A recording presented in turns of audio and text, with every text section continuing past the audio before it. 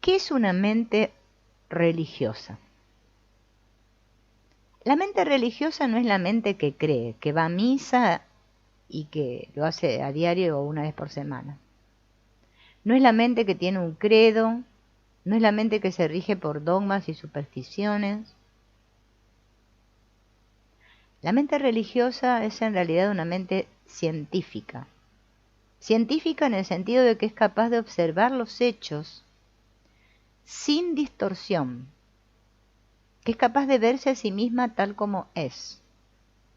Para liberarse del condicionamiento es necesaria no una mente crédula y obediente, sino una mente capaz de observarse con racionalidad, con cordura, capaz de darse cuenta de que a menos que destruya por completo en sí misma la estructura psicológica de la sociedad, que es el yo, no tendrá inocencia, y de que sin inocencia la mente no puede ser religiosa. La mente religiosa no es fragmentaria, no divide la vida en compartimentos. Es una mente que abarca la totalidad de la vida de la tristeza y el dolor, de la alegría y las satisfacciones pasajeras. Como es una mente libre que se ha desprendido de la estructura psicológica de la ambición, la codicia, la envidia, el deseo insaciable, la rivalidad, la mente religiosa vive en estado de inocencia.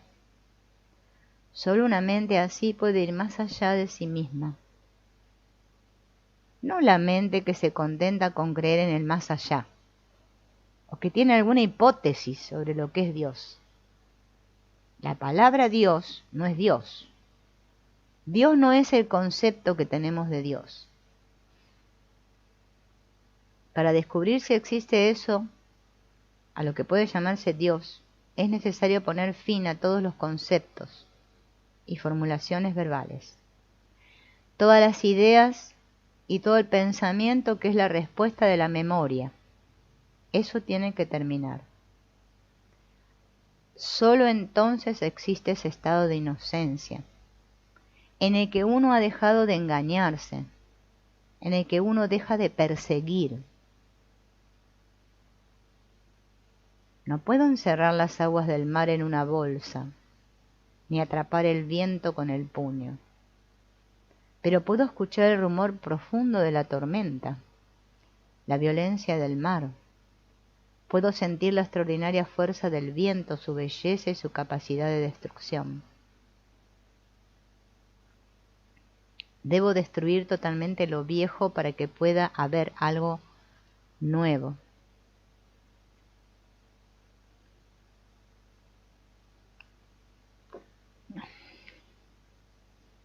No es posible hablar de lo desconocido. Ninguna palabra ni concepto puede introducirlo en el marco de lo conocido. La palabra no es la cosa se ha de ver directamente, sin la palabra. Y eso es muy difícil.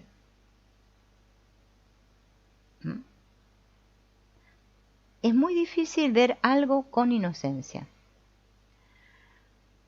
Para ver algo con amor, un amor que nunca ha estado contaminado por los celos, el odio, la ira, el apego, el ansia de posesión, uno tiene que morir al apego, al ansia de posesión, a los celos. Morir a ellos sin razón. Solo entonces en esa libertad, que es la muerte de lo conocido, puede aflorar lo otro. La meditación no es un estado al que se pueda llegar mediante una repetición de palabras, de oraciones o mantras. Las oraciones y los mantras solo sirven para adormecer la mente. Si repetimos en un murmullo una serie de palabras una y otra vez, nos amodorramos. Y en ese sopor sentimos que hemos alcanzado un estado extraordinario. Pero eso no es meditación. Es como un drogarse con palabras. ¿Cómo uno podría drogarse con sustancias químicas o bebiendo? Eso tampoco es meditación. La meditación sí es realmente extraordinaria y es algo que uno debe hacer cada día. Pero la meditación no está separada de vivir. No es algo que uno hace por la mañana y de lo que durante el resto del día no se vuelve a acordar. Eso no es meditación. La meditación es darse cuenta de cada pensamiento, de cada sentimiento, de cada acto. Y ese darse cuenta es posible solo cuando no hay condena, ni juicio, ni comparación. Simplemente ve todo como es. Lo que significa que me doy cuenta de mis condicionamientos. La meditación está más allá de todas esas ideas tan inmaduras sobre lo que es meditar. La meditación es un estado de atención en el que se percibe cada pensamiento, cada sentimiento, y de esa atención nace el silencio. Un silencio muy diferente al que se logra a base de control y disciplina. El silencio, que es producto de la disciplina y el control, es decadente, es la muerte. Sin embargo, hay un silencio que aflora sin esfuerzo, sin que uno sea siquiera consciente de él. Cuando existe en uno esa atención que pone fin al experimentador, al observador, al pensador. Ese silencio es verdad inocente, es pura inocencia. Y en ese silencio es posible que sin buscarlo, pedirlo ni invitarlo, llegue lo desconocido. No hay respuesta al porqué de la vida y no tiene importancia. En la vida solo hay una cosa importante y es vivir. Cuando vivo totalmente, completamente, cada minuto sin preferencias, sin aceptar o rechazar cómo son las cosas, cuando simplemente vivo, no necesito una respuesta. No me pregunto cuál es el propósito de la vida, ni busco alguna manera de escapar de ella. Pero para eso debo tener una clara y profunda percepción de mí mismo.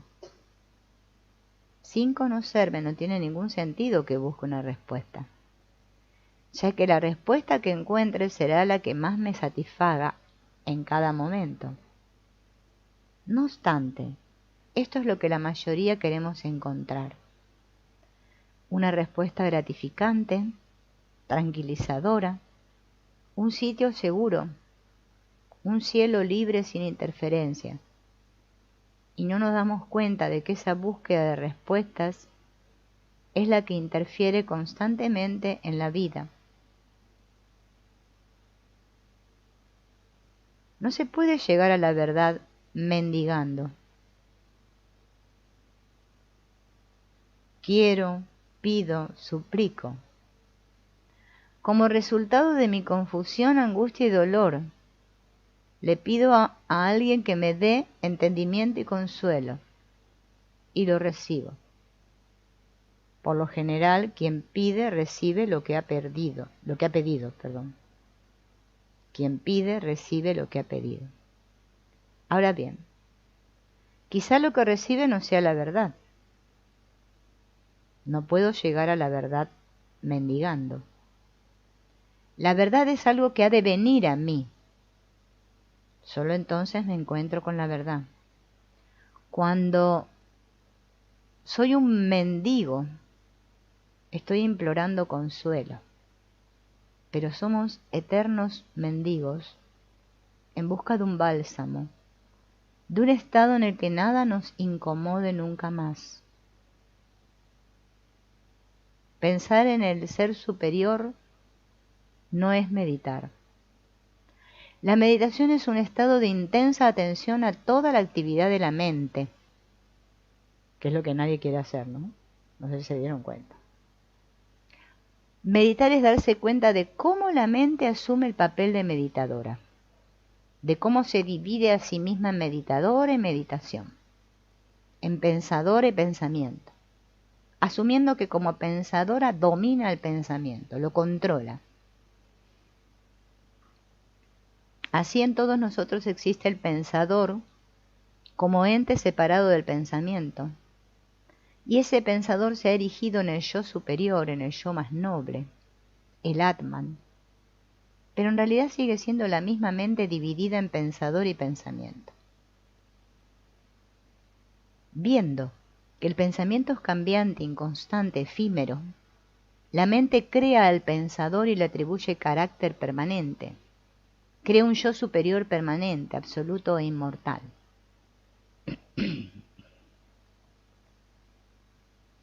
Así que cultivar la mente con la intención de fortalecer en ella la virtud no es lo importante, porque eso no vaciará la mente para que pueda recibir aquello que es eterno. Y la mente debe estar vacía para recibirlo. Aquello que es inconmensurable no llega en respuesta a nuestras invitaciones. Solo se manifiesta cuando la mente deja de pedir, de rezar, de suplicar, de mendigar. Cuando la mente es libre, cuando se ha liberado del pensamiento. Meditar es ponerle fin al pensamiento. Lo conocido debe terminar para que lo desconocido sea. Eso es meditación. Y no se puede atraer con trucos ni prácticas. La práctica, la disciplina, la represión, el sacrificio, la renuncia, fortalecen al experimentador, le dan poder para controlarse, pero es un poder destructivo. Solo en la mente que no está dividida en el experimentador y la experiencia existe esa dicha sin motivo, que no se puede buscar, que nada más se manifiesta en el silencio de una mente libre. Todos estamos capacitados para indagar, para descubrir. Eso es meditar. El miedo que tenemos no es a lo desconocido, sino a perder lo conocido. Sin embargo, solo cuando la mente deja que lo conocido se desvanezca, hay libertad. Y solo en esa libertad puede manifestarse un nuevo impulso. Nosotros queremos capturar a Dios y meterlo en la jaula de lo conocido. La jaula a la que llamamos el templo, la Biblia, el gurú. Nuestro particular sistema de creencias. Y con eso andamos re contentos. Y así creemos que cada día somos más espirituales. Pero no es así. La persona espiritual o religiosa no busca a Dios.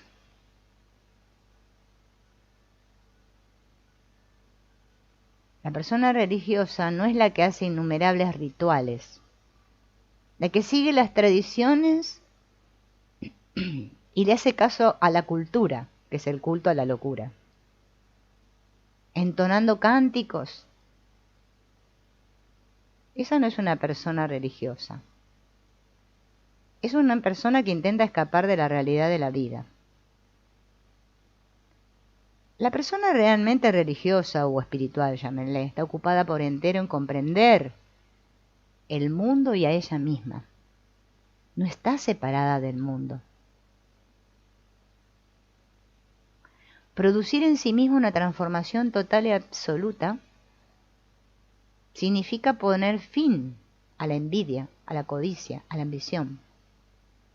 Por lo cual esa persona no depende de las circunstancias, aún sabiéndose el resultado de las circunstancias, de lo que come, de lo que lee, las películas que ve. Es una persona responsable y sabe que su responsabilidad es comprenderse a sí misma como producto de la sociedad que ella misma ha contribuido a crear. Sabe que para descubrir la verdad debe empezar por observarse con mucha atención, no por ir a la iglesia, no por rendir culto a una imagen, ya sea una imagen material o mental. Sabemos lo que es la religión. La religión no consiste en entonar cánticos, en practicar rituales, en adorar a dioses de hojalata o de piedra. La religión no está en las iglesias ni en los templos, ni en la lectura de la Biblia o el Bhagavad Gita, o en la repetición de palabras sagradas, ni en la obediencia a cualquier otra superstición inventada por el ser humano. Religión es sentir la bondad, ese amor que es como el río, eternamente en movimiento, eternamente vivo. En ese estado llega un momento en que la mente deja de buscar y la terminación de la búsqueda es el comienzo de algo enteramente distinto. Es el sentimiento de absoluta bondad, que nada tiene que ver con cultivar la bondad, la humildad, sino que es un estado de receptividad a Dios, a la verdad.